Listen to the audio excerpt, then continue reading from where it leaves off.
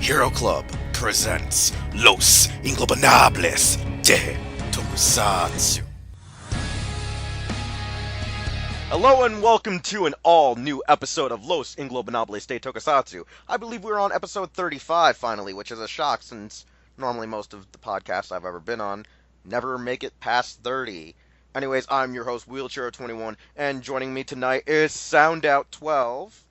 Hey. And later in the episode, we'll be joined by Dark on633 as promised, because we'll be looking at Kamen Rider Movie Wars, which is ironic because, that was an episode we planned 2 weeks ago. However, impromptu podcast about, Tokusatsu's identity crisis. Am I right, or am I right? You're never right, but I'm gonna agree with you. I'm always right, usually. At least when it comes to the podcast. Never. Usually the podcast. You can't even get the numbers right most of the time. That's the problem I have, is just the numbers, and it was all because we had to switch a guy named Mike out for a guy named Mike. See where this confusion comes in? It's all your fault. It's not my fault. It's that guy Mike's fault that led to the other guy Mike. There's too many Mikes. It doesn't work anymore. Which part? The podcast or the mics? The podcast. It's just, we're all gonna die because we can't afford a CSM O's driver. Yeah, that's what we're going to open with in just a second, because for our lit list, we have our news, CSM O's driver, a few S.H.Figuarts news, and then we have a Power Ranger season coming out on DVD, the complete series. Shocking. And then we'll, like we said, go to Darkon's discussion with the Kamen Rider Movie Wars. Alright, so, sound out. That complete selection O's modification set. Specifically, the complete set featuring Kamen Rider Poseidon's belt. Anybody want to buy a kidney? I just need 400 for it. Yeah, because here's the thing about it. DM me on Twitter. Yeah, because here's the thing about it, people.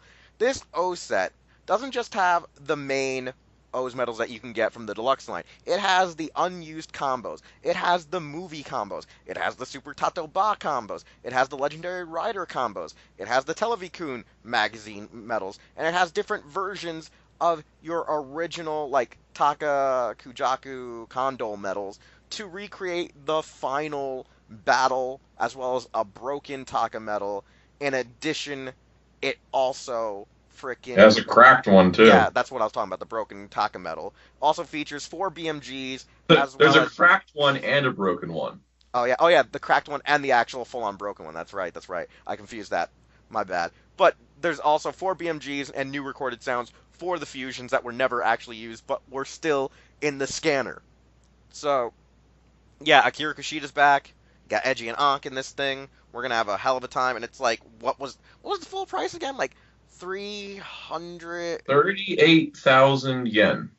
Yeah, it's freaking before crazy. Shipping. Yeah, this is a lot of money before fees. Before fees, people. Before fees. This is gonna be 400 if you're going for the full set with over almost 50 medals, as well as the extra belt to make you Poseidon. It's just ludicrous. And here's the thing. On top of it, pre-orders sold out twice on the day it opened. So they just kept the orders open and were like, fuck, we're just going to take as much inventory as we can for this thing. And this is probably, one of the most highest selling Kamen Rider items on P Bandai thus far.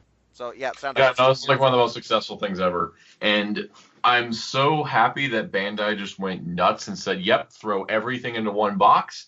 I also kind of hate it because it's a lot of money. It looks like the average price for Middleman is going to be 41,000 yen. For the total price. Talk to your middlemen. They might be able to cut you a deal with a payment plan, but even then, that's still a lot of money. Anyways, I'm pretty sure, like we said, if we have the chance to buy this thing, we will. However, we probably don't have the funds to actually get this SOB. At the moment, no. And by the way, I don't know if I ever mentioned this on podcast, but I take back when I complained that Shinkocho Seiho Garo was over 10,000 yen. I'm fine with that. I'm cool. We're good. We're good, Bandai. Don't worry about me. We're fine on that price. I feel better about it now. We're good. We're good. All right, so now let's move on to our freaking premium Bandai Figuarts. First off, from Ultraman Geed, we have Ultraman Belial Atrocitus, or Atrocious. We like to call it Atrocitus or whatever. We just like to refer to the DC character because it sounds cooler than Atrocious. It's going to be Plus, it gives an Ultraman character some actual meaningful recognition by their name. Yeah, because when you think atrocious, it doesn't really sound really good. When you say atrocitus, stands out more. It sounds like fucking badass.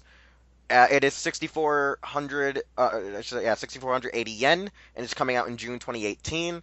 I already put down a pre-order for this thing, and it's funny though that this pre-order came out very fast. It came out like right when the form debuted, as well as was promoted at the most recent Tamashii fair, and its accessory count is weird because it just comes with the Giga Battlenizer and no effect blast effect like most Ultraman Figuarts do have, which is kind of weird.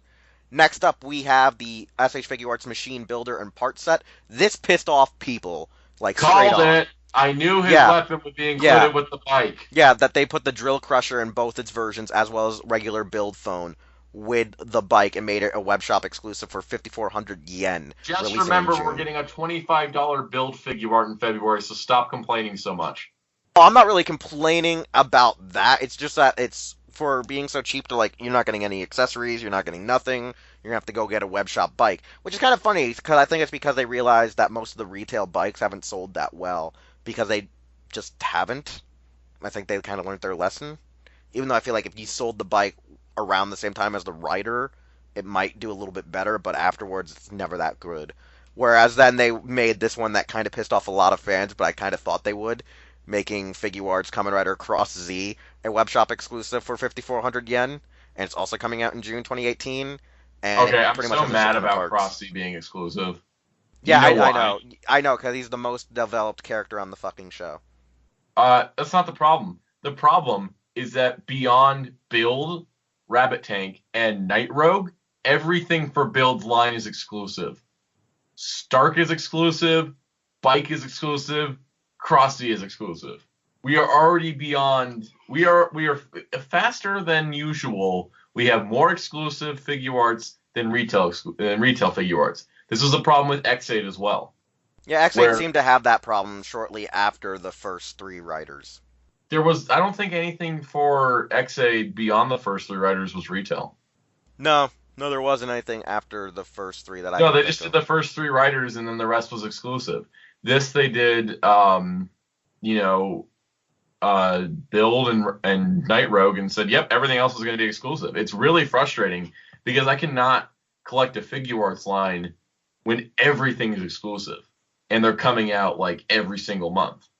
Or in the case of Build, with Build's line, you got Bloodstark in May, and then the Builder plus part set and Cross Z in June. I'm out. I'm sorry. I'm not doing this. I'm going to get my $25 build figure art and call it a day. Yeah, so right now with some of these announcements for Kamen Rider, they're just like giant FUs to the international fans who aren't able to really get them that easily. When it comes to like say Ultraman exclusives, they're not that hard to really get until they hit the secondary market. That's when it becomes a real problem, which is funny. Don't you ever find that just funny a bit, Sana? That Ultraman's popularity is really nuts when it comes to like the home market. It pushes up the prices to most of their memorabilia, whereas Kamen Rider it always is in constant fluctuation.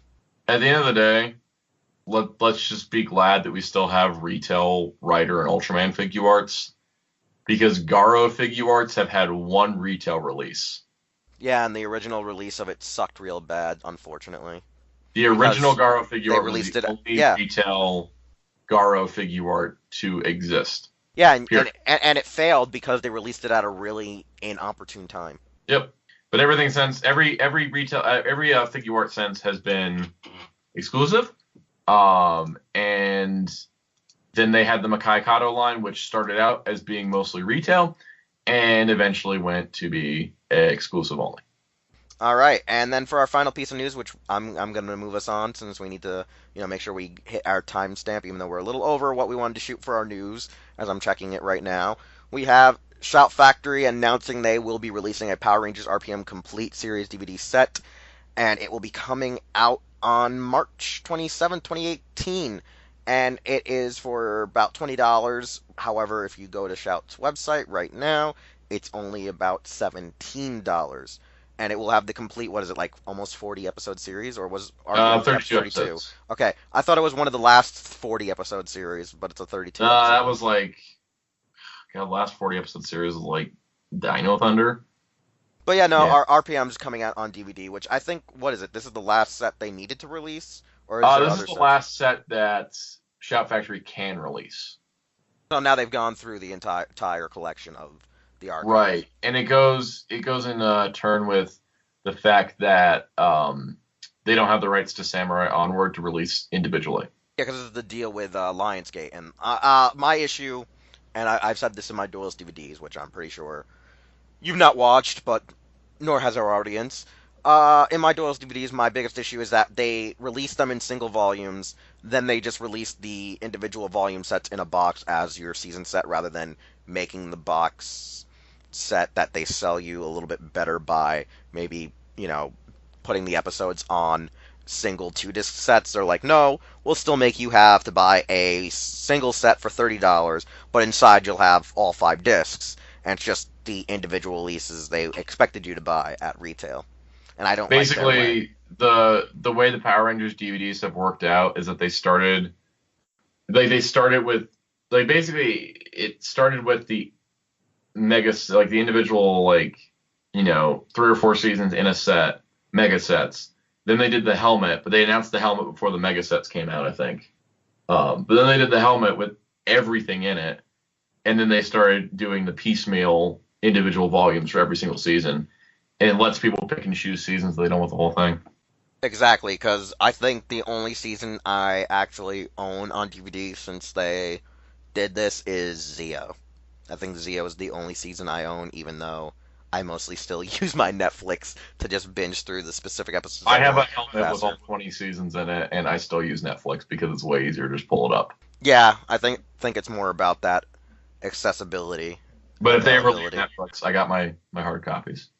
Yeah, like I feel like the only other hard copy I'm going to want to get my hands on sometime soon would maybe be Space and Time Force.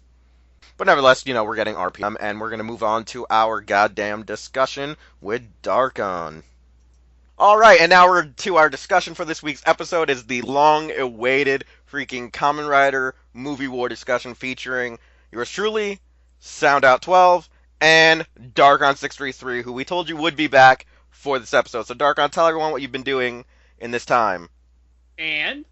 Annoying the fuck out of me. That's what he's been doing. Yes. Annoying me.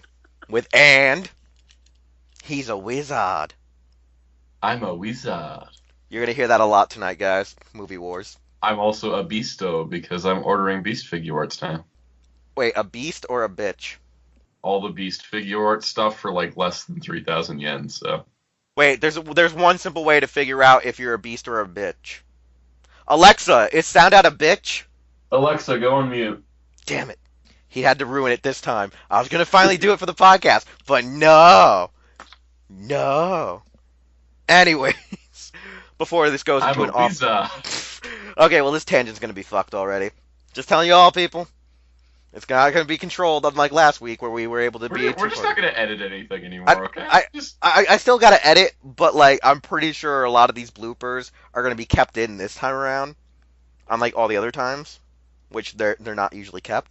I shit you not. We're saving those for a special occasion. But, nevertheless, yeah, Movie Wars. Why is really the reason we came up with this, other than the fact that, like, I was like, hey, let's have an episode come out around the time of the Japanese Heisei Generations film. And I was like, and then you were like, is that the only reason? And I was like, yes. And you're like, that is a bad reason, if I'm correct, right? Yeah, because we missed it by like 4 days. Well, yeah, by the time I'm pretty sure this episode comes out, it's going to be missed by like several days. And nobody in America cares yet, because it's it's not sub. sub. Yeah, you actually get to see it. Yeah, but you're going to have those idiots that are on Facebook groups and Twitter going, where can I watch it? Where can I watch it now? And we're like, you gotta wait. You gots to wait. It's not happening anytime soon. You gotta wait, man. You gotta wait. So, what's the best way to start? You gotta believe. No. We'll get to that one later. We'll get to that later. But where's the best way to start or explain? Should we explain like what a movie war is? Because I don't even think there's actually a real production reasoning for why movie wars happen. They kind of just shoehorn them in together because they're like, well, we're originally going to do a decade movie, but since Double's going to be airing, we got to do a double movie too. Like, there was like no real lead-in, wasn't there? They just said, oh, we're going to do this thing where we're going to build two movies together, then try to make a movie out of both movies. Like, I don't really understand. Like, has there ever been really any in-depth explanation as to the last-minute reasoning why we got the first ever movie war the way it was? I think the way it worked out was that there was a plan for a Decade movie to come out in the winter time. Because clearly, Decade was meant to run a little bit longer than it had. Because it, ended on a cliffhanger and said, check out this movie, and then we got a preview for a movie that never actually happened. We even got magazine scans for a movie that didn't actually happen, come to think of it. Anyway, so things changed at Toei. I think at the time they were looking at switching the start date for writer shows to be in the fall so that they could get the winter Christmas boost for the writer belts, instead of them being kind of old news by that point. So I think that they decided like Decade was a good lead-in, but then Decade as a series was kind of like chaotic and messy. So I think they're probably like, yeah, let's cut Decade short and let's get, Double going. I remember at the time there was rumors that Double was only going to be like a 12-episode series since it was starting later in the year. But then it pushed Decade's movie back, and then I think by the time they realized that Double was incredibly popular, they should have a movie for it as well. So then it kind of evolved into, well, we already have to do this Decade movie to finish Decade's story. We also, we're going to throw in a Double movie because Double is incredibly popular, and they could probably just team up at the end. So it's not exactly like a Sentai versus movie, but instead it's more like, I don't know how to explain it. Like a movie war is basically two movies with a crossover special at the end. It's like 3 movies in one, basically. Even though like the third and final movie is only like 20 minutes, 10 minutes long. It's like the shortest part. It's like just a stupid final act like we saw like in probably like the movie, I wouldn't say the movie, but the Super Sentai world and the Kamen Rider world. It was just like, hey, here's a kind of a short to finish off our runtime. And it was kind of weird because when you think about the first ever one, when you watch the director's cut, it flows incredibly better than when you watch it the original run where it cuts off at Decade, goes to Double, then goes back to the main plot of what the movie was originally supposed to be about, which is Decade. And I think you and me said once on a previous show, like years after the movie had came out, the biggest issue was that they kept trying to bring back actors for Decade, and they couldn't bring back more than like a few. Kiba. They brought back Kiva, they brought back Blade, they had Agito, but they couldn't get back like any of the other Heisei riders at the time. And that's when the alternate realities popped up, because that way they could just change the actors, no problem. The thing is, the alternate realities concept didn't come into play until All Riders versus Die Shocker, which was 3 episodes before the show was over. Pretty much, like in the timeline, it takes place right after the Decade, not the Decade crossovers with Black and Black RX. Basically, Decade is a show that doesn't make much sense when you watch it. If you were to watch Decade weekly when it was airing, in America without access to the movie, basically if you watch Decade without watching All Riders vs. Die Shocker, the whole show is just a total mess and makes no sense. Second time around, I found it to be like coherent finally, because It's I knew all the weird. pieces of the story. I kind of figured out it had to be alternate realities way before I think All Riders versus Die Shocker came out. But the whole plot twist that Decade was supposed to be working for Die Shocker to connect the worlds by traveling to each of them to bridge them together and become one giant, fused world. Oh yeah. Like that's a really big plot. That was the plot hole that was out. A decade yes. That's completely missing if you didn't see the movie. Yes, like when we find out that the Decade of the main reality is actually the villain, and the Decade from the alternate reality that was recruited by Kiva is really the hero, but at the end of the series, he's now the villain, was kind of the confusing part. Well, that's the thing, too, is like Movie War 2010's Decade final chapter kind of takes where Decade says, well, everybody hates me already, but, he found a way that if he killed the writers, you could store them in cards to keep their memories and personalities and everything intact so that they could be restored on the new merged universe. But basically that meant that he couldn't exist because, when he kills the riders, they turn into cards to be restored memories. But if, like when Kivala kills him, it kind of leads to, well, he's the last one. He doesn't need to exist. And because he never took photos of himself, there's nothing to recall. So like the photos stored the memories of the alternate reality riders, while the cards stored the original reality riders. And then somehow they broke a loophole in the contingency plan, which was supposed to be for him to save the real riders. The fake riders had to die. But then there was like this weird thing was like, if he died, they also could be saved at the same. It was one of those weird ones where he figured out like the loophole was if he died, both universes could stay intact for some reason, like the alternates and the regular universe. But then like, Yeah. Somehow freaking what is it? Dien and Natsume is like, well, we have a loophole. We can bring him back because he didn't realize he does have a photo of him, but it wasn't taken by him specifically. So they were like, well, if it wasn't taken by him but used through his camera, then maybe it's a loophole within the loophole because these are people who actually care about him, trying to bring him back. And it's a weird thing where I think you're supposed to think real hard on it to just have fun with what you think the story is supposed to be about. Because I think at the point is the producers and the writers at the show don't even know what the hell it is, so they just want to see what fans say and go, you got it right, you're all technically right, because you come up with like these really great creative ideas on, I think, the perception of existence. And I think at the end of it, they just were like, you know what, I think it's just, like, even though we don't know what the show is really supposed to be, it's a metaphor of existence. Well, I mean, Kiva does have that wonderful line, "Decade has no story," because at the end of the day, his story was connect all the worlds to destroy them, and then later keep the memories of all the worlds in order to restore them. And that's why it also kind of works with him as him being the wandering Kamen Rider, Oboitoke. Yeah, because he doesn't have his own story. Yeah. So, like I said, though, leading into this whole discussion with just this movie alone, everyone agrees with me that the director's cut is probably just better because of how it flows leading in with the double prologue. That's the thing, is like with the double prologue in place, and then Natsume's dream, which shows some brief clips of that promo for the movie that never happened. It kind of leads to put Decade final chapters taking place several months after the end of Decade, because you'll have all the events of Double leading up to Double's movie plus Double's movie before the Decade chapter. Yeah, which makes sense by that, is given time for everything to devolve in that merged continuity where there's writers fighting each other, and Decade has, had time to kill off most of the writers by that point. Yeah, now here's the thing. Do you guys like this film because it was just the first in the many series? Because the thing I think talking to you about before we shot this episode was, I neither love or hate it, and I think I just enjoy it out of nostalgia for it being the first of the Movie Wars series, where it's like I can't really hate it, but like I have issues with it. Or do you guys just honest, like? This is one of my favorite Rider movies ever. Period.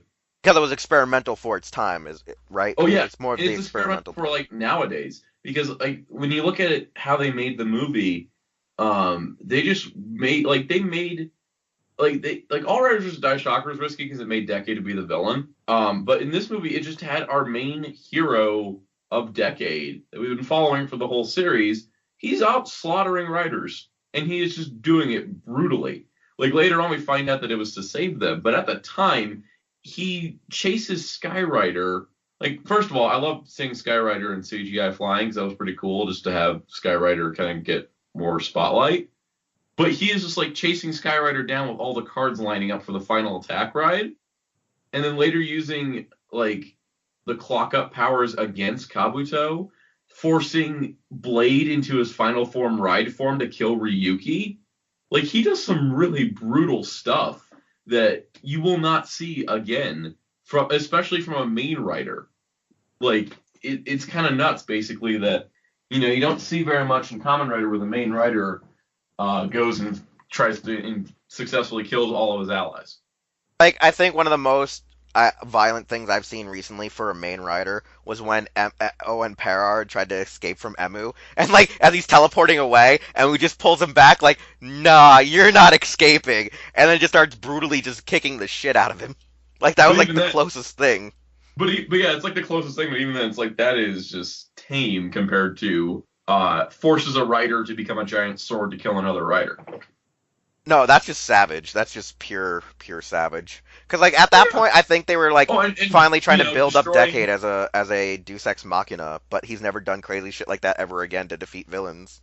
Really. Like my question is, he left behind Super One's arm after he like rider kicked him. Does that mean when Super One gets restored, he's missing an arm? Yeah, here's the funny thing, and you're gonna think this is weird, but I don't remember seeing that in the original version. Did they add that into the scene for the director's cut, or I was it think there the so. entire time? I'm not sure. That's the thing. The Super One arm being there, it like I wonder if they may have left it out of the theatrical cut because it may have just been a little too brutal. Because yeah, it's a cybernetic arm, like we know that because Super One can switch arms, but at the same time, it's still like it's not a clean connection, so it means it was like basically ripped away from his body as his body turned into a card. I mean, my favorite thing of all time still is, the fact that he had Kabuto's horn after he destroyed him in his hand and he just flicks it like it's just some piece of trash. And I'm like, yeah, yeah, you tell everyone what you think of that show. I also like the fight with Jay. The fight with Jay was really great. I do feel like Jay was moving a little too clunky. That's the thing. Watch the original Jay. He had to fight a building, so it's not like he had a speed competition. Yeah, they did make him clunky in that too, didn't they, now, when you think about it? He was fighting a moving building. Well, it was a giant fucking tank that was a building. It's still a building. I know, it's really confusing. It's so confusing. Jay's amazing. Go watch Jay. Yes, and Zeto. Yeah, go watch Zeto too. But watch Jay, because, And if you're into J horror, watch Shin. hell yeah. And if you like J horror, go watch Amazons. If you like J horror, watch Garo. Hey now, this is a Kamen Rider episode this week. Don't make this about your precious Garo. Like, How about we talk about the other half of this movie? yeah, so Double Begins Night, building off of the prologue that we had, set up since the very first episode. Yeah. Basically, it's a prequel movie done right.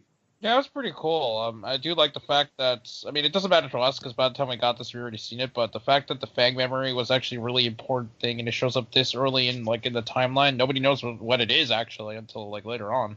Yeah, like here's the weird thing. Like I wouldn't say that it's a prequel since the prequel part is still flashback, but it does serve as a prequel while being set in the lead up to, all the That's what I'm events that saying. were Like, it's a going on. prequel movie done right, where it's here's the current story, and because of what is happening in the current story, we need to go talk about what happened in the past. Yeah, and I think that's where I think a lot of people actually prefer prequel movies, is if it's actually intertwined with a current story. Like, because I think the Skull movie sets it up a little bit better than the actual original Skull movie, which is Begins Night. Because when they do this film, they kind of like force you to revisit that night that, he died in the whole prologue that we see in the first episode, because there is the, dummy Dopant going around posing as Death the Shinigami. And I think I feel like it works well, but I feel like it was also very, very. I guess the best term to say, it feels like how I always joke about Double. It's so straightforward with you. You knew who the victim and the villain were. Like, there was no gray area. Where when you watch the Skull one, the following year, you're like, damn, there's a lot of gray shit. This like that one was a detective story, because like I didn't catch that shit like watching it a couple of times. I was sitting there like I had to go back, and I sat there. I'm like, oh shit. I never even noticed they focused in on that little tidbit to figure out who the actual, Dopant was when we get to the next movie, Like, they actually make you work for that one. For this movie, you pretty much it does like this movie basically feels like it could have been an episode of the show. Yeah, because a lot of the episodes of the series never made you guess who the Dopant was. It was just right there. It was as clean as like the nose on your face. It was like right in front of you. You obviously knew the freaking psychopath from Gamera 3 was the Dopant. I did not realize it was a Gamera. Yeah, he plays the really crazy video game maker in Gamera 3, Revenge of Iris. Wait, did we move to the Crystal Skull one? No, we didn't. No, that's the next one. But I was referencing how like the next one really does a great detective story, where this one's just the basic double writers writing you like so clean cut of an episode that it's like you know who the bad guy is without even having to like I mean, there is one guess. big problem with I had with that one. What with the Begins Night? No, with the other one. Oh no, we're not there We're not yet. talking about that one yet. No, I was just referencing it by saying about the detective story. Like that's my only issue with the first Skull movie. With the Begins Night was just like I don't like the pacing of how this show was very. Hey, we're just gonna like make it so easy for you to tell who the bad guy is. The only plot twist was the fact that the dopant wasn't actually Death. He was a decoy dopant. But here's the thing, Sound Out. This is the thing I don't get with the final act. Right? Is okay, so if he's the dummy, why was he able to do all that weird, crazy shit? Or was that because of Doros that he did a lot of the crazier shit? That was because Doros possessed him. Yeah, that's what I thought. Doros possessed it. Well, it was actually it was the Neo-organism fused him. Yeah, with that's kind of the weird thing because Doros is like the manifestation body of the Neo-organism, but the Neo-organism is separate than the. It gets confusing with that thing because like it makes sense, but it's also confusing, but it's crazy. Doros is the Neo-organism's pet. Yeah, it makes more sense. Yeah. He's the cute puppy to the ridiculously scary child that is the Neo-organism. And for some reason, they also have the ship from Black X. Well, it was Super Shocker, which was formed from Die Shocker, which formed from all the villain groups. Yeah, but hey, I love that ship though. I'm glad they brought it back because it's a very iconic ship when you think about it. It's like. And we can't forget about the Hard Mammoth. Yeah. What the fuck was that even from? Nothing. It just showed up. Yeah, that was the most random. It dropped out of the Crisis Fortress. I know. I'm sitting there. I'm like, so was it supposed to be there since Black RX? Is that what we're supposed to believe? And nobody used it, I guess. Watch, we actually look up, and that's actually in like unused notes that there was supposed to be a giant mammoth that came out of that fucking thing. But yeah, and then it became the Hard Mammoth, which is. But that it's actually the scrapped finale of Black RX. It's like, oh yeah, we're originally going to use this, but we decided not to. 9 Riders versus Hard Mammoth. Yeah, and they all have to kill themselves again. Oh my gosh. Hey, that's like the rule of thumb of a Kamen Rider movie. They have to freaking kill themselves off. But yeah, no, I don't know. Like, it's weird. Like, I think the one thing I do like about, Movie War, at the very end is that whole part where the AR Skull shows up and he's like, yo, how you doing? You look like a guy I know. And then, like, just leaves. Because obviously, we all agree Skull is the best part of Double. The music is the best part of Double. I was going to say Wakana is the best part of Double. Only in her post-lesbian days. And watch someone sit there and go, what the fuck are they talking about? And we're not going to tell you. Nope. That secret's ours. And Twitter's. Yep. Anyways, no, the music is the best part about Double, hands down. That is like one of the best writer's soundtracks ever. Yeah, and Will's favorite soundtrack is frickin' Finger on the Trigger. Oh, my finger is going to be on the trigger when I pull it. like, what happened to Darkon? Wheelz played Finger on the Trigger. What do you mean? He shot him 27 times. Alright, so we all agree, like, we enjoy this film just because of it was experimental. Not like it was great or anything. It was just fucking experimental. Also, yeah, actually, it's probably one of the more solid team-up movies I've seen. Wait, okay, here's a question. Were you the one who hated the tackle originally, or do you still hate her? I hate her less now because of what they did to the Akamaiser's Quatrain, the Sky Kyodyne, and Inazuman, so I'm good now. Okay, good. Alright, so should we move on then? Okay, yeah. Let's talk about Movie War Core. Yeah, Movie War Core. Featuring Skull. You mean Skull, the movie featuring garbage. Watch the first 35 minutes of this movie and then just turn it off. Yeah, because like I was telling Dark on it, I was so confused with the Nobunaga part. What are you talking about? There is no other part of the movie. Skull's the only part. That's like the shortest movie war we've ever gotten. Wait, actually, no, there is one funny thing, is that the final part of the movie war when Ankh shows up and Shotaro freaks the fuck out. That was cool. Like that was probably like my favorite part of that actual part when they cross over, where Ankh just taps him and he's like, "Oh my god, no!" I do like that shot where they're transforming and like you pan across from Shotaro putting the memories in to Philip dropping to O's henching that just pans around, so it goes from O's transforming into Double transforming. That's actually a pretty cool thing. I also laughed my ass off when I realized that Kamen Rider Core is just voiced by freaking the guy in Memories. Yep. And I was laughing my ass off. And that Kamen Rider Core uses motorcycle more than X-Aid did. Oh, yeah. Oh, now I can say my biggest problem about this movie. So, Akiko's not mother. Why is he played by Akiko if it's not her mother? Yeah, that also had me so fucking confused watching it. I was like, wait, so is that her mother? Nope. I was like, then why does this thought look like her? Also, how many people at that wedding where Akiko's walking with like the spirit of her father kind of with her? And so they showed it to us, but I just wanted to see the shot of the people at the wedding. They're like, wow, why is she walking with her arm up with nobody? I have a weird feeling that everyone actually saw the ghost of him because he's that hard-boiled. Even in death, you'll see his ghost. I believe it. Like, I believe it, because, like, you don't fuck with the guy who's singing the Mazinger theme. Yeah. I still love that part when I told Darkon that, because he forgot that tidbit of news. I'm like, so Darkon, did you remember that was Kamen Rider Skull? And Darkon was like, fuck! Yeah. Like, it was like the longest fuck I've ever seen Darkon right when I made him realize that it was fucking him. He was like, God damn it, Will, why didn't you tell me sooner? I'm like, oh, I thought you put it in the article. No! Yeah, let's just not talk about the O's part, which didn't really feature O's. It was more about Nobunaga than anything. Like, okay, here's the funny thing. That movie alone tells you that O's is a goddamn jumbled mess, because in that movie, the whole reason shit got crazy was because our boy freaking, Kogami was the one who brought him back from the dead, and you sit there So and this you're is like, what's ridiculous. I counted it. Oda Nobunaga has more screen time than Eiji. yeah, that was the Nobunaga in the movie. Featuring And then Kamen Rider also, O's. like, I don't know why Eiji was carrying around the core medals, because that never happened. Yeah, who wrote the O's part? A retard? Somebody that the story goes that the O's is, as opposed to normal Toei writing tradition, the O's part of the movie was written by people that weren't the show staff because they saved money by hiring one writer from Movie War Core, which means the double writer wrote the Skull part, the O's part, and the crossover, instead of bringing in the people from the O's writing team to write the O's movie. You know what? That is quite frankly ludicrous. There would have been a way to explain the core medals if it was the same. If it was the same one where the freaking Aqua situation happened, because it's like, oh, they got the medals after they yanked it out of you know who. But obviously, this is the same movie, so we can't use that explanation. Like, you know what I do gotta say though, since we all love the Skull movie, it was like, you know what I was saying a few minutes ago? That, like, the really thing about how he figured out who was the dopant?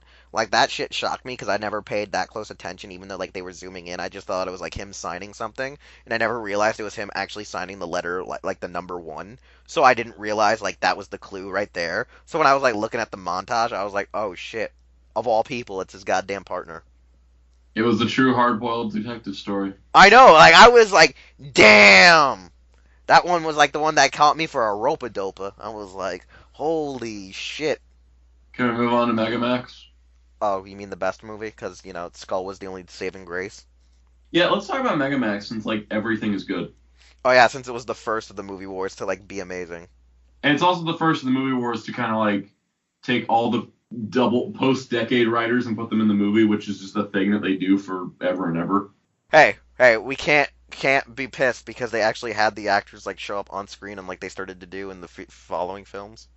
That's the thing. When the actors are there, it makes it more special.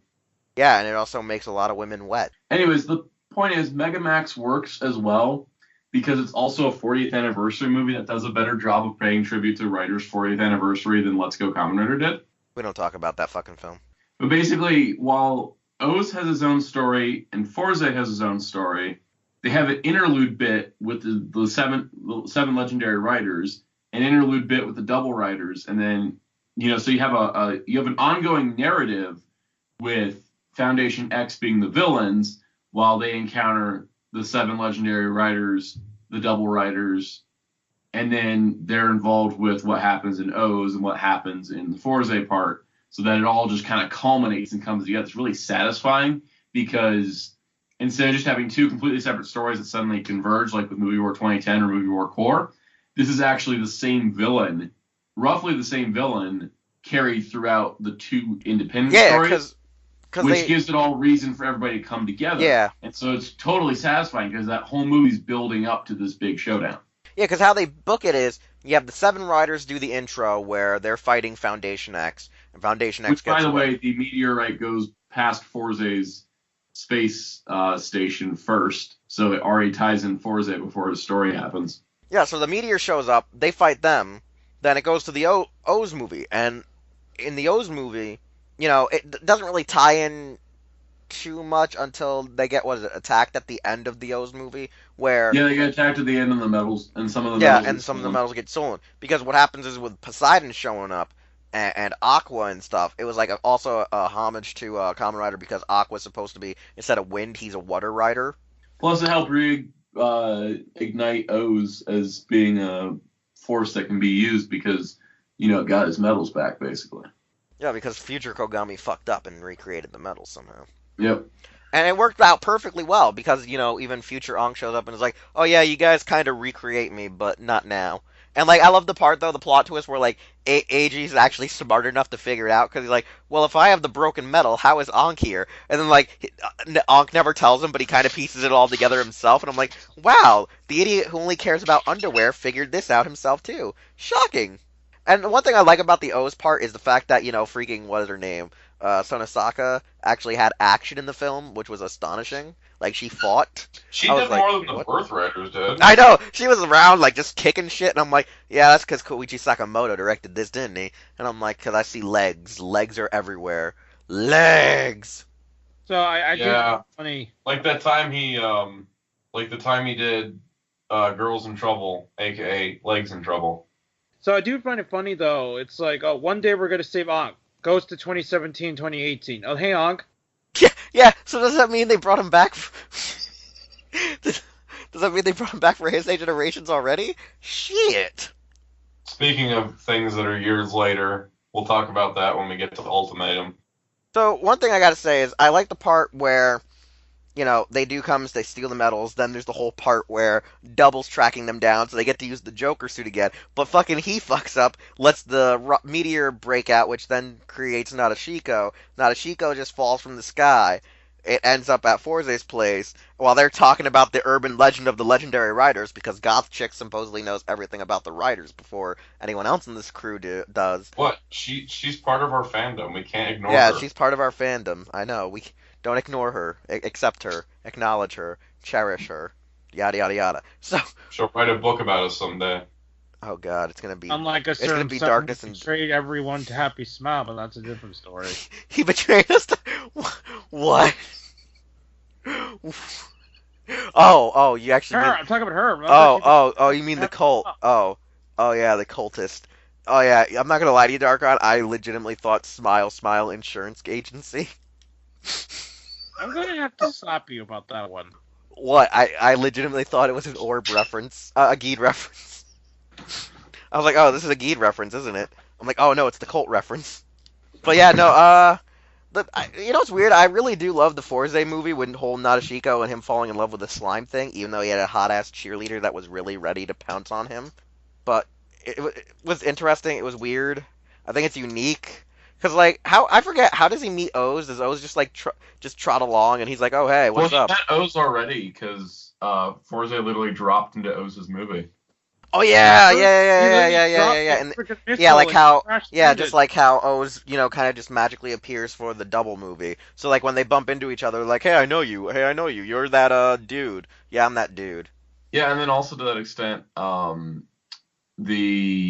like, O's appears later on, he just kind of rolls up and says, hey, I've been tracking stuff. Foundation X is the problem. Come with me. I feel like that's a little bit of inconsistent writing, but then again, Forze will just do anything if he's like, hey, yo, I'm a writer. Come with me. It's like, this is going to be fun. I get to make new friends.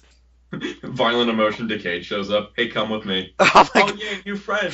Does the handshake. Decade just stabs him and leaves. Oh, God, yes. But you know what I was thinking in my mind? Was like him, like, leaving. He's literally the Ezra Miller Flash of Kamen Riders. He is. Is there anything bad to say about Megamax? They make the black guy a joke. What? You remember the black guy? Sorry, I was thinking about the black guy from Ultimatum. Wait, there was a black guy in Ultimatum? We'll get to that next. Wait, there was a black... Wait, why don't I remember At the beginning of the movie. Oh, yeah, there was a black guy. Yeah, he got his ass beat by a hot chick with titties. Is there anything more we can really say about Megamax before we go talk about? The only thing that was... yeah. The only thing bad about Megamax is that whole thing about how the guy who did the song for them is, like, really hyped up in Japan, but all of us are like, he's okay. Pretty much. Anyways, Ultimatum? Ultimatum? Okay, can I talk about Ultimatum because I have like thoughts. Yeah, you go first, since like I also have thoughts and Okay, thoughts. I have Ultimatum thoughts and is thoughts. Ultimatum is probably the best funded movie war. Director's cut is 2 hours long. There's a freaking Mad Max chase sequence in the middle of the ending scene. There's a ton of practical effects, a ton of suit usage, a ton of new costumes. There is so much done in this movie. Like, it felt like they're like, oh wow, we really nailed it with Megamax. Let's go bigger. And I think while they tried to go bigger, they didn't get what made Megamax special. Because Megamax was special because you had original voice actors playing Legendary Seven Riders. You had doubles actors back playing into a part of the story. It, like there was those really long fight scenes, which were really great, but it was cool seeing all the riders together and then going off to battle these villains together. And then Ultimatum tries to do that by bringing in Double, O's, Axel, Birth, but they only come in with the exception of O's, their actors aren't there, so you don't get kind of that sense of these are all these characters coming together. And then especially since they're summoned with wizard rings, they're just kind of there. And then they get like dedicated action sequences, which just end up kind of like, all right, not really invested here because we just got these writers just doing things. They could just be in the background at this point. We don't really need them to have their own spotlight action sequences if the actors aren't actually here. But other than that, I think a lot of great things about Ultimatum, especially starting with like, it starts with like two big action sequences right at the beginning. One, introducing the Akumizers, which, following that Foundation X idea, they are the main villains of the whole story, even though the story takes place in two different time periods. Okay, so yeah, no, I agree. Like, I like the fact that they were, time traveling butt monkeys that were trying to bring hell on Earth. However, like, I felt like some of the plot didn't really make sense. That like they were going into the future to make superhumans, but they were doing stuff in the past, creating those characters that are in the future. And it kind of was like a thing where I get it's supposed to be like one of those predestined like loophole things where like this is supposed to happen to make that happen and vice versa. But like it kind of falls through that like because of Forza going back in time and doing all the shit that sort of happens, it should rewrite the fact that like he destroys the actual Forza driver and Izanuman isn't born because of all the stuff they've done to correct time. But that's So the thing, though, is it's like kind of confusing. it's one of those things where by going through the timeline, they change things because it's the same kids in both time periods. It leads to the fact that things are different in the future, but yet Inazuman appears again in a Superhero Tyson movie, like this specific version of Inazuman. And then the Forza driver should come back because it should have never been destroyed in the first place. And really, you know what's going to be our best answer for what happened in the 5 years later timeline? Heisei Generations Final, which comes out 5 years after Forza ended. Yeah, it's kind of confusing, isn't it? It's in literal time 5 years later, so... Yeah, like that was the weird part. Like, it was just really weird, especially due to the fact that all the kids were espers, meaning didn't that mean they were originally all going to become Izanumans themselves? Like Momo Ninja and Fat Kid from Ultraman Geed, like they were all going to like just turn into like Izanuman warriors. They had different manifestations of powers. So would that mean they would just turn into other Ishinomori characters that we don't know about? LOL. LOL, probably.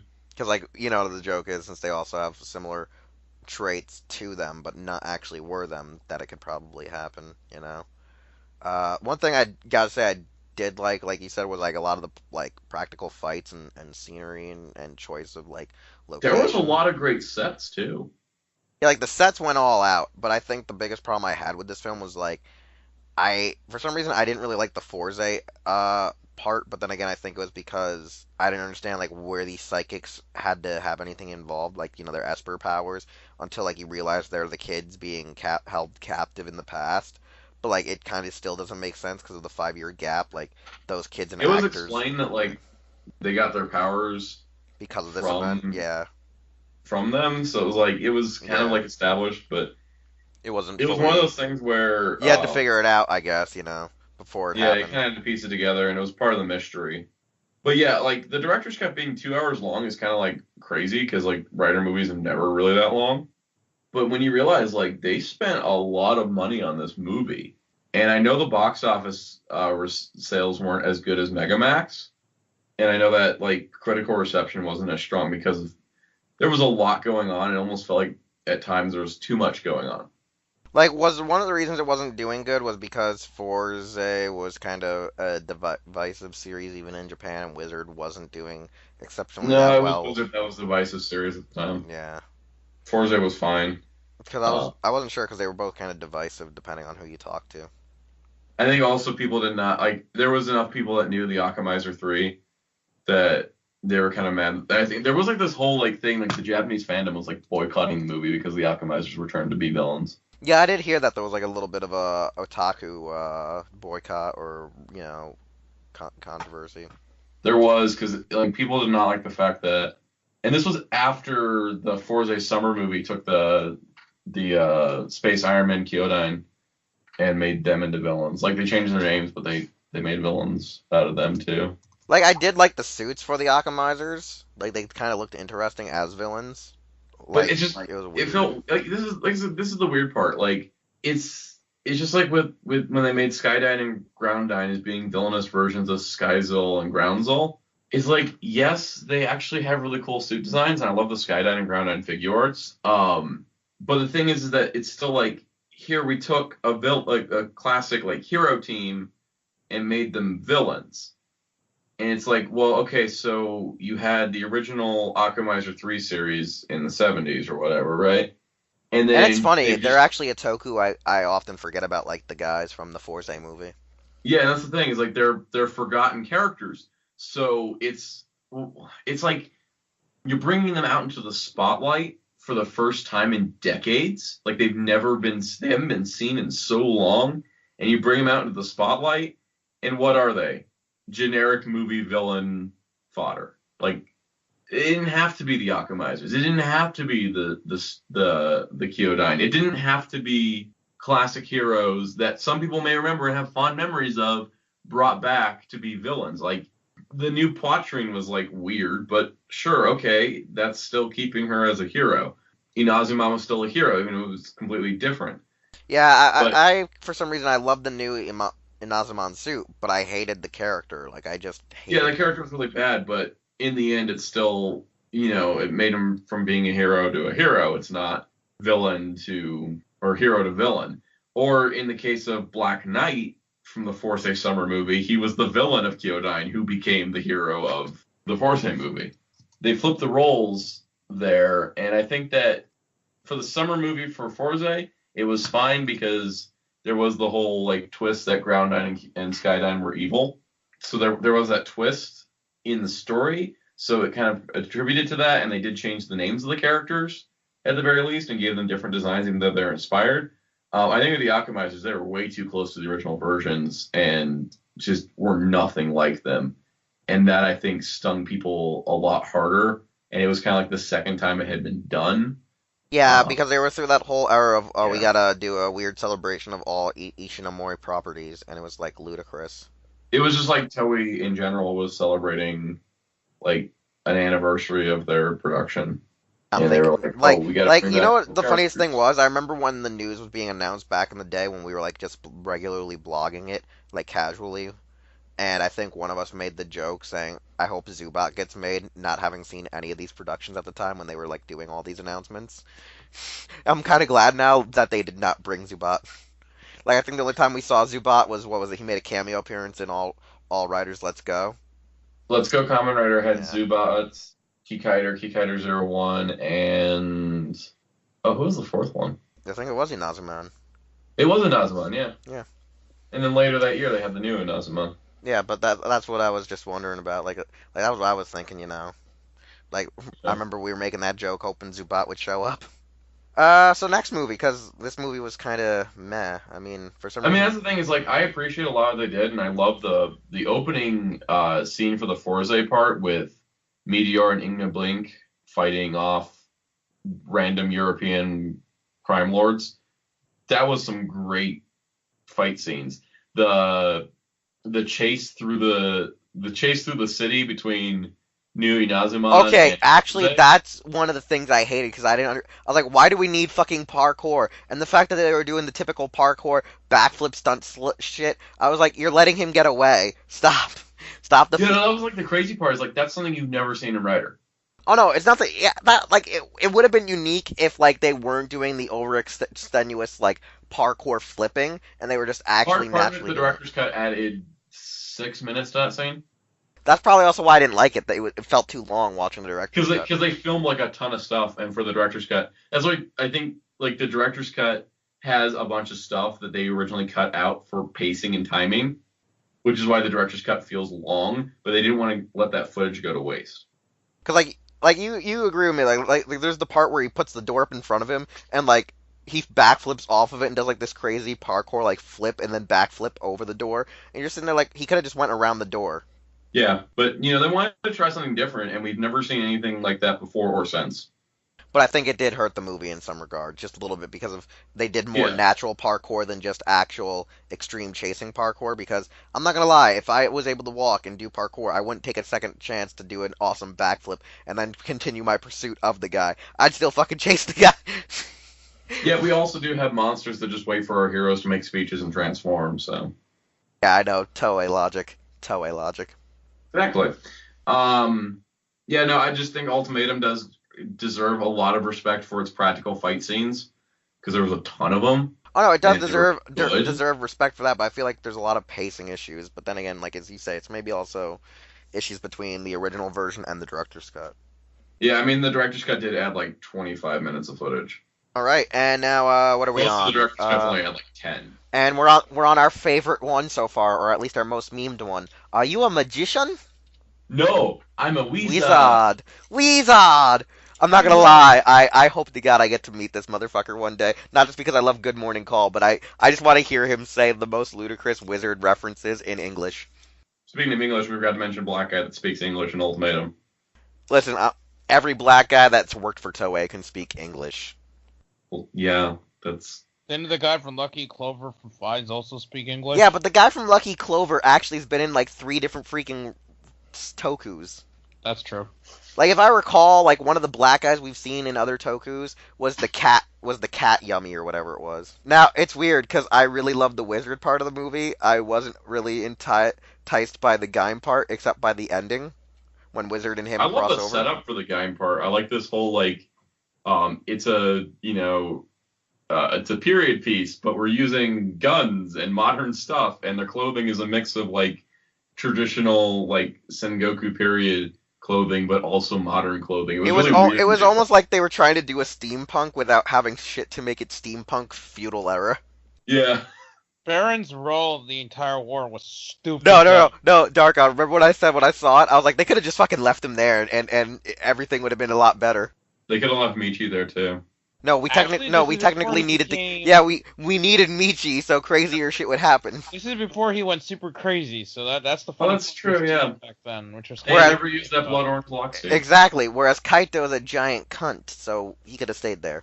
I just like the fact that he got there and just like he's like, oh, Fujino's army just fell. I'm gonna pick up the remnants, pick up a few more, and Oh my God, it's like take over. it's like in Legends of Tomorrow where they went to what is it? Star City 2040, and freaking Rory falls in love because it's run by criminals. Yeah, pretty much. That's literally what happened with Kaito. Kaito was It's like, also kinda yo, awkward I could too. take over because the weak perish, the strong survive. It's also kind of awkward because this is before we even knew freaking Takatora was you know who. No, we knew he was, but like they really like kind of keep they keep didn't still know. playing The it up. characters Yeah, didn't know at the time. they play it up real well. One of the things I really did enjoy about the Bujin world was the fact that they were actually able to get back a few actors for cameo appearances, like Birth as Nobunaga and as his like Which is ironic considering Nobunaga. Naga was Birth exactly, and then like his right hand woman was actually Medusa or whatever, if I recall, Medusa's actress from Wizard. Yeah, and then like Akiko and Terui were running the Dude, that was my favorite thing. When as soon as like who's the one who's running the double one, all of a sudden I see Terui and Akiko. I was like, I was clapping, I was laughing, that was like my favorite double reference, especially when she's like saying about what do you want? My love or your kingdom? And then like all of a sudden at that time all the dopants that show up are all references to Skull. I was like, this is the greatest double reference ever. I'm like, I love this. I don't even love double, but it was my favorite double thing. It was pretty amazing. And I also love the part, like, how this all sets up to is after Wizard has this whole entire thing about, I'm trying to lay Kiyomi to rest. At the very end, after him and Beast and everyone saved the day, out of nowhere, freaking the zipper, like the Helheim fruit zipper opens up and they just grab Beast and just yank him in. They're like, you're coming with us, motherfucker. And everyone was like, what the hell just happened? It was like the plot showed up to take him away. I know, even though the plot of that episode, that movie, was just him about Kiyomi and the hat. I mean, his memories and the hat. I still can't get over. It's like, I want to lay her to rest. Stop running her corpse. It's getting ridiculous. But yeah, the problem was he had not commitment issues. He couldn't let go because to her for some reason he fell in love. Literally had attachment issues. Like literally, not more literal than anything else. Yeah, I know. Like, if he really wanted her to always be safe in some place she can enjoy, he could have just put it around his dick. Okay. Let's just not go there. I can't. I mean, Rinko wanted to go there because Rinko wanted his dick. Let's not forget, this is a movie that started the meme for months with the whole Uchoki. Okay, that's how far I'm going. Oh yeah, when Zangetsu wore the freaking legend, right? Okay, that's what I'm going. Yeah, but also, someone should have put a mirror in front of Michi when he said, "Sa, omae no tsumi no kazero." Ain't this the pot calling the kettle black? But yeah, no, I really enjoy it. Like, I don't really like the Bujin world, but yeah, I like it, and I think it's only because I like the wizard part, and like after you have like this such happy ending, the Bujin guy just shows him like, I'm taking this motherfucker, and Wizard's just like, what the hell? What? What was that magic? Wizard not having to rely on an infinity because he didn't have the ring anymore. And then he gets it back. Yeah, and then also like it was interesting to see the mage riders just get totally wrecked and their powers destroyed. Actually, there is another thing I really did enjoy, and it was the part where they have the final battle with Bujin, and Bujin, is in the tree. He's become like a goddamn, like, Yu-Gi-Oh card where he's inside of a tree, inside of a rose thing, doing crazy ass shit, right? So I'm really enjoying it. And like, there's the whole part where Mai becomes the woman of beginning in this alternate reality. Like, she fully taps into her powers, gives them their powers. And then on top of it, there's the part where Wizard goes the gold infinity dragon, and like, Gaim's wearing the wizard arms, and then, the idiot known as Beast just comes walking over and was like, hey Haruto, what's going on? Haruto's over there, man. And then Wizard literally like breaks the fourth wall saying, you just did that for a cheap ass laugh by the audience, and he's like, yeah, I kinda did. I was like, damn, he is a magician. He is a wizard. There was actually one thing that was missing in this movie, though. Mayonnaise? Yeah, the mayonnaise. Like, that's weird. It's like, wait. Yeah, I know. Nito or Naito didn't really go mayonnaise heavy in this movie. But the one thing that kind of makes me kind of confused is, if you made a deal with the Chimera to eat Helheim fruit, what happens when they ran out of the Helheim fruit? Like, after the forest was destroyed? Yeah, like, so how does he keep Chimera in check now? Chimera just eats them. Okay. Just makes a deal with Toei. Make more lock seeds, everything's fine. Chimera forces a deal with Toei. He just has Kota on speed dial. Oh my god, that would actually make sense. Kota as God's just like, god, he's gonna eat that loser again. Sends him a new basket. It's like, damn it, I just fed you last week. How are you still hungry? The Chimera is a bigger fat ass than Visible Ninja. Okay, so here was the thing. We're gonna spotlight cool scenes. There was a freaking cool scene where Beast is trying to make the decision to, like, fight, right? He has to, like, reignite his contract with Chimera. And so he activates the driver and is like, so like a super awesome theme starts playing, right? And then he, like, puts the ring in, so it goes set and then open, and then it just pauses. Like, the music just stops, like, dead.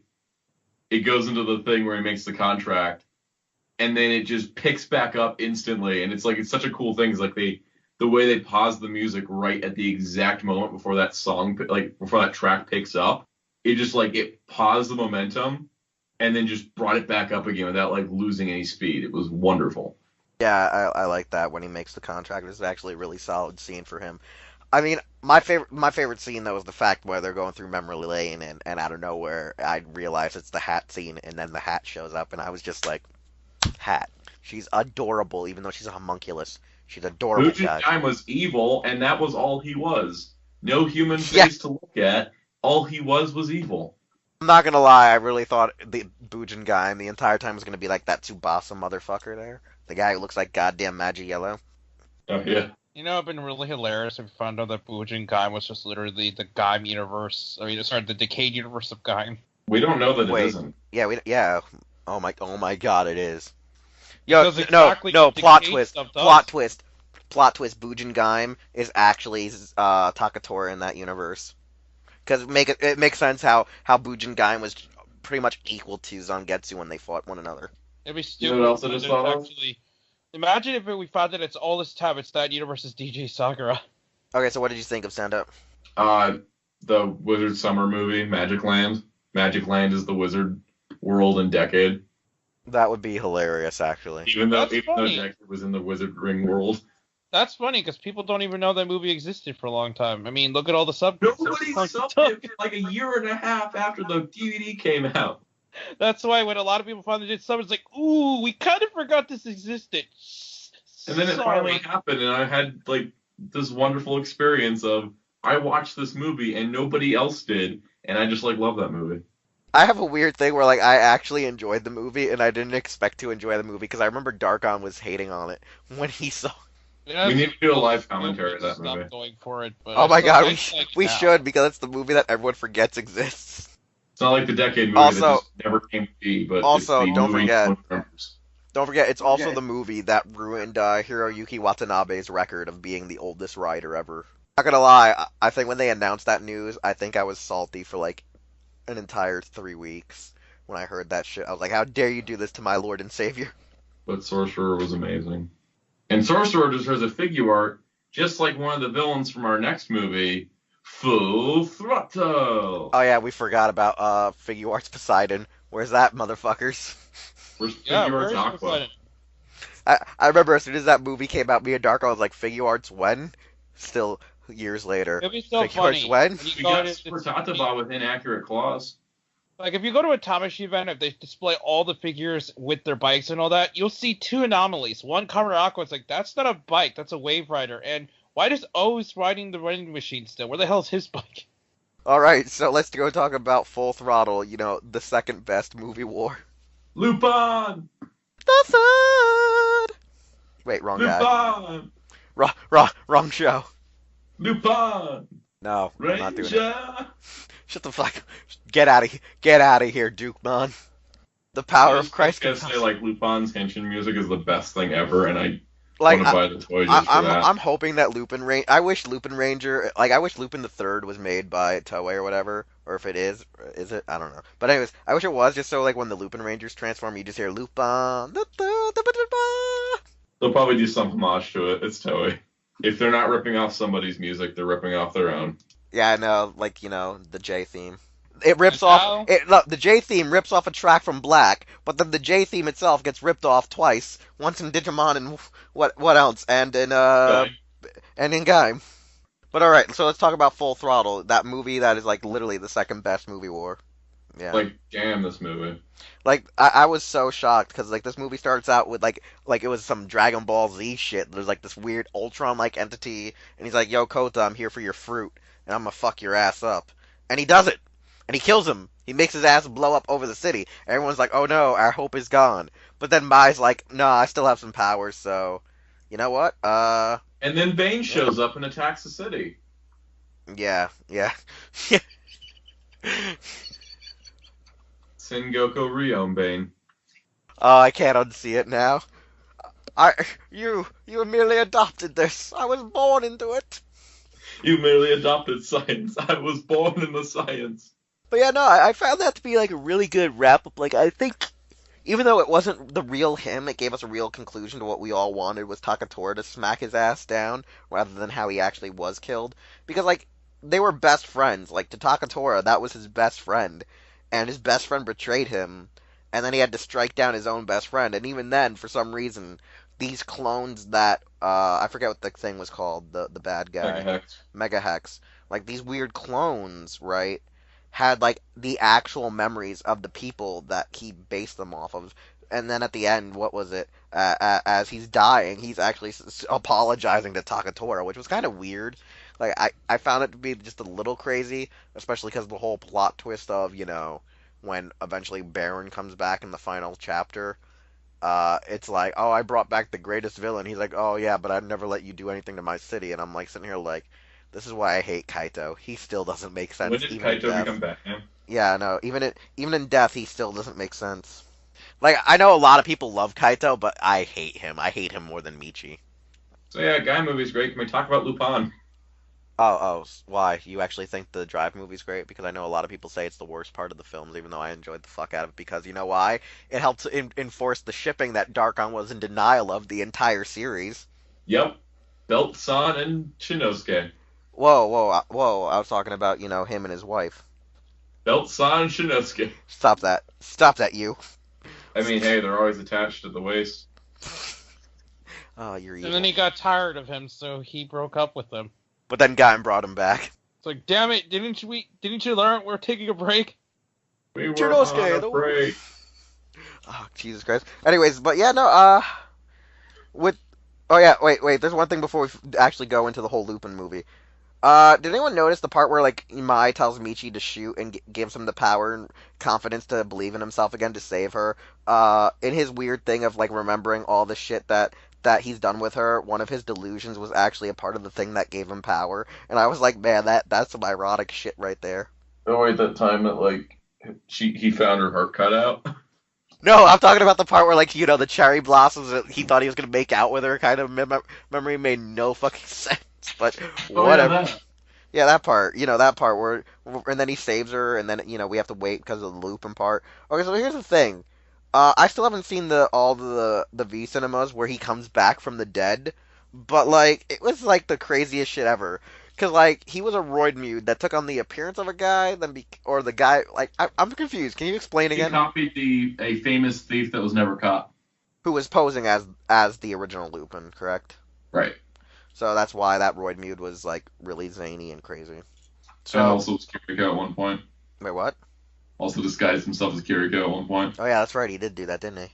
Yeah. So like the one thing I liked about this was the fact that like he realizes he realized, like, oh, yeah, I'm going to capture this bitch and use her as bait. Shinosuke's like, oh, no, I don't want anything bad to happen to Kiriko. And then she's like, I believe in you. And then all of a sudden, surprise drive! You're gonna hear the full thing because it's even faster. Feeling high, you're gonna fuck him up.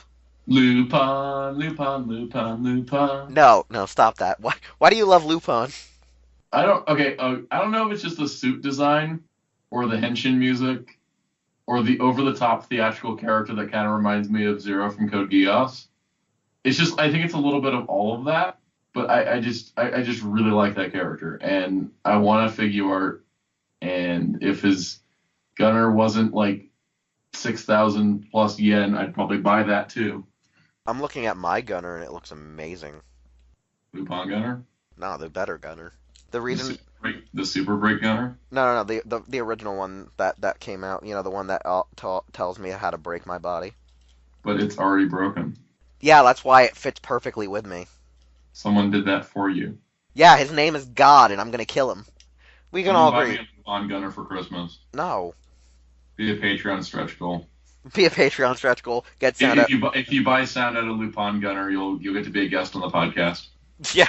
Do that. Just buy him a thing and you get to be a podcast guest. See? We make our goals reasonable. Buy us toys and we'll do things for you. Nevertheless, yeah, this movie was great. I loved it. It was amazing. It combined two of my favorite writers together. And the power switching actually works in this movie. Yeah, one of the best parts about this that a lot of people forget, though? The fact that they realized they had to de-henshin a little bit just to get into the Trideron car. They're like, well, this armor's too big. Oh, yeah. Let's change back. Okay, good idea. Let's change back. And I like that they actually made figures of both of them. I still need to get my Trideron car. Just get the deluxe one. I need one that can fit both the figures so I can recreate the scene where Gaim grabs the wheel and Drive tells him to stop being a backseat driver. Damn it, you're never gonna get that in the deluxe one, but the deluxe one transforms. I know, but I'm gonna get the Figuarts one eventually. Probably the same day I get a Lupin Gunner. Yeah, I doubt that. Lupin! No, next movie. Hey, I didn't watch this movie recently, so I forgot which one it is. Oh, it's the Drive and Ghost one, and here's the best part. Oh, Genesis. Yeah, it's the one where like the Drive part's amazing, the Ghost part's somewhat okay because it talks about how his dad died, but then I forget how the ending is. Yeah, this is the thing. With these movie wars past the double decade one, it's basically like current writer has a longer story, and then previous writer just happens to join it after a certain point.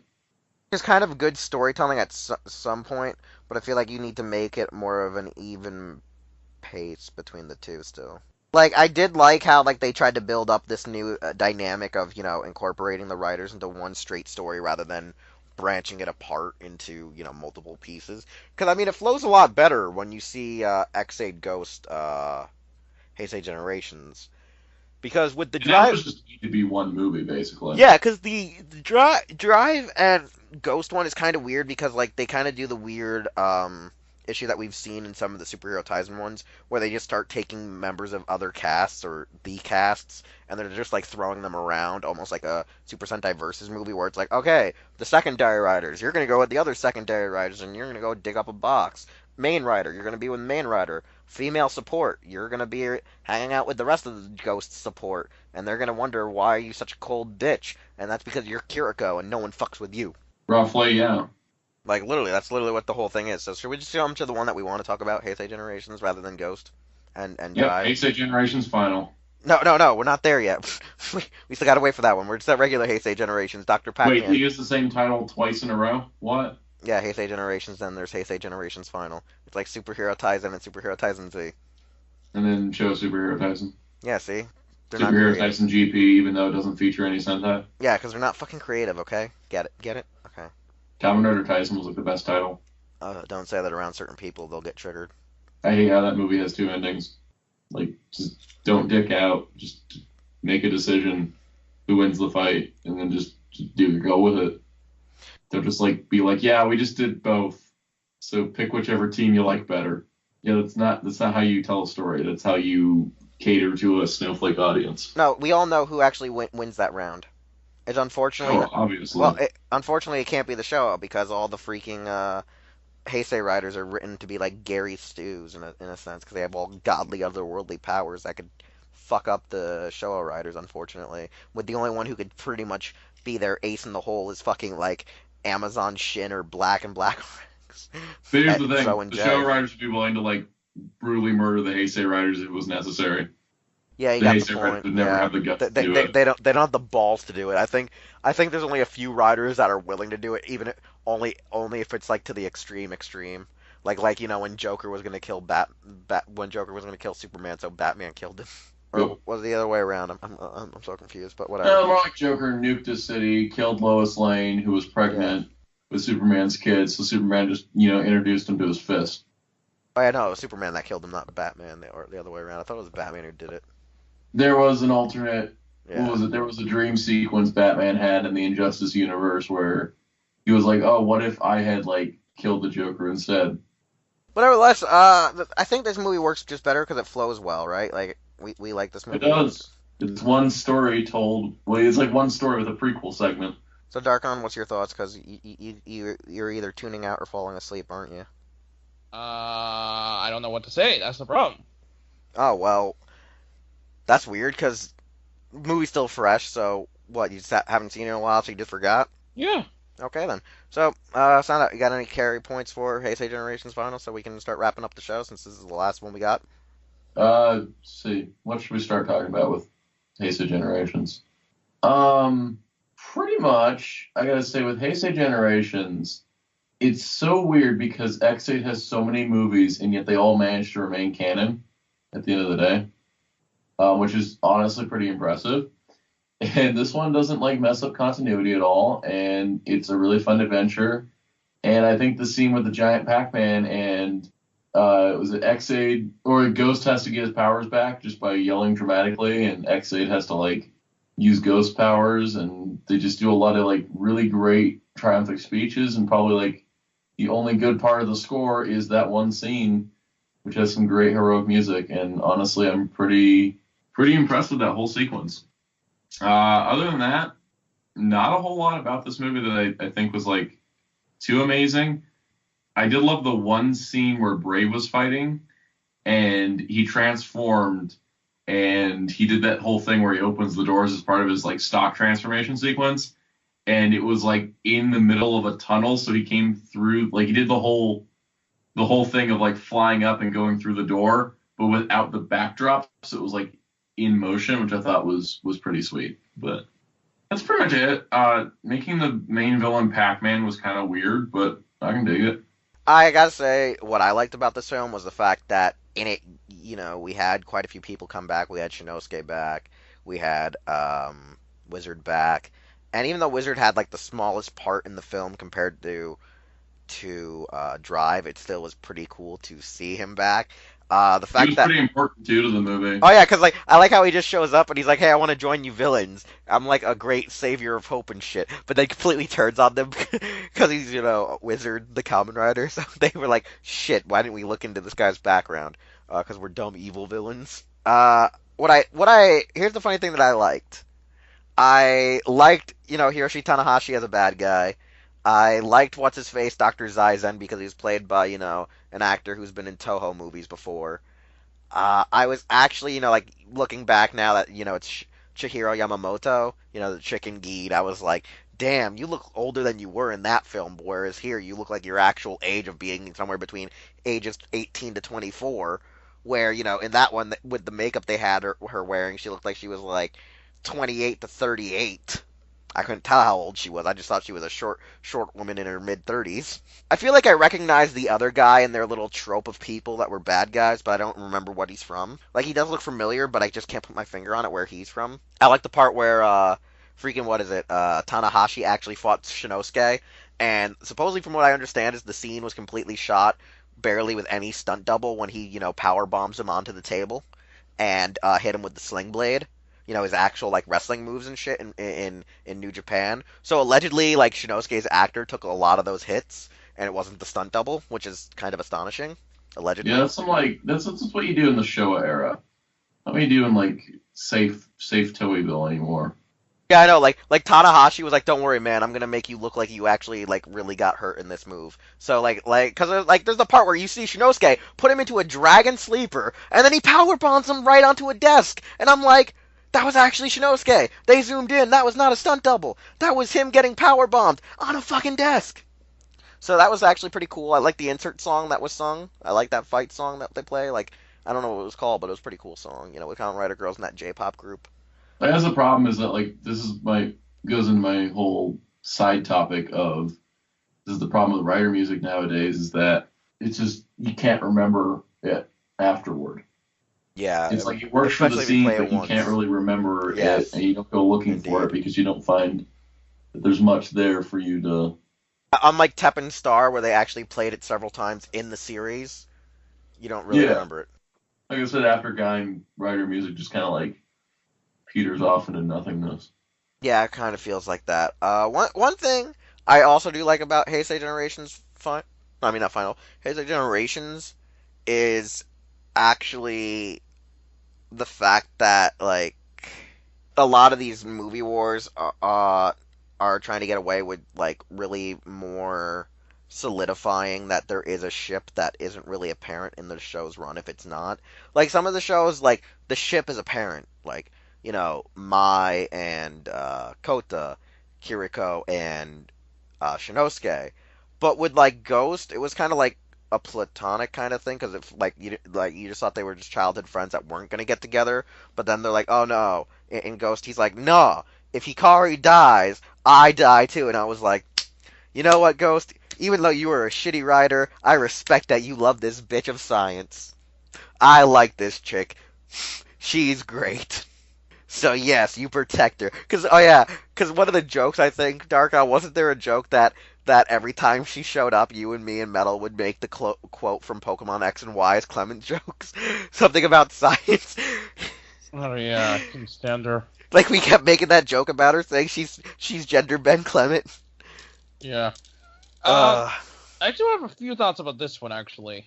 I think the action scenes were pretty cool. The entire scene with Pac-Man was ludicrous, but I think it was really awesome. It was nice to actually see a lot of the other writers come back, because especially with the last couple of movies, we probably had like 1 or 2 actors coming back. It was nice to see all that. And the fact that Haruta just appears at the end, it's like, yeah, I'm in this movie too. So it was kind of funny how he just appears at the end at the enemy's base and all that just to get information and everything. I thought that was really cool. Wasn't this the one with Xevious attacked at the beginning, though? No, Yeah. Xevious's attack Xevious- was Show oh. Superhero Tyson. Okay, that wasn't Cho Superhero Tyson, right. For some reason, I was thinking it was this one. But, Dark on, Show Superhero Tyson, more like the Amu movie, starring X-Aid. yeah. Featuring Amazons. Like, seriously, like, Show Hero Tyson is literally the Amu movie, co-starring X-Aid. Because X-Aid was such an insane series, what did Gem do in this movie again? I don't remember exactly what he did. He just trolled around, just making gash hats, the Legend Rider gash hats for the spin-off for the. Yeah, just before he went totally insane and killed Laser and all that crap. Oh yeah. Like Darkon, don't forget this episode allegedly takes place literally an episode or 2 before our favorite Christmas episode. Oh no, that's right. Not the Christmas episode. Because remember, he makes the Legend Rider gash hats, which lead into the Legend Rider gash hat YouTube video series, where X8 plays the taiko drums against Hibiki playing X8, the Excite song. Then literally 2 episodes later in the canon is when he kills Kiria, because I think at the end of the movie, he has like the Legend Rider gash hats, and he has Dangerous Zombie in production. Oh, Yep. I can't say one thing. Takaru, stop dying! Especially how he died in this one. Stop it! Yeah, I just remembered now when Demon Wolf watched the film, he was like, fuck this shit. He turned off the movie, like literally rage quit, comes back 4 hours later, starts the movie again. Alright, I can handle this now.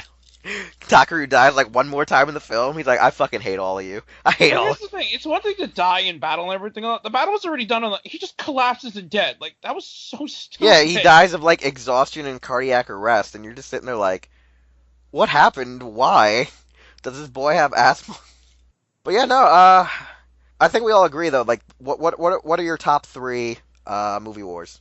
Like, is it the ones that we've already talked about in depth, being like Megamax, Drive Gaim, and this one, or others that rival some of these films? Because like, I think those were the top 3 in my opinion.